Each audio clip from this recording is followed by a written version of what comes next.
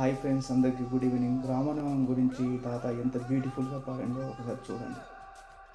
రామనామం అంటేనే కాదు, రామనామం ఇంటేనే పొంగుతావు.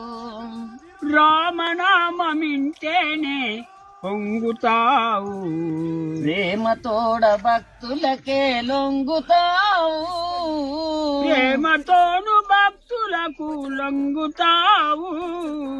అంజలి పుత్రుడా, పింగళ నేత్రుడా, అంజలి పుత్రుడా, పింగళ నేత్రుడా, శుభకర నామా శ్రీ ఆంజనేయ. ఓ కరుణామయా, చూపులు నీ దయా, మరువకు మమ్మెప్పుడు ఆంజనేయ. చూడు ఎంత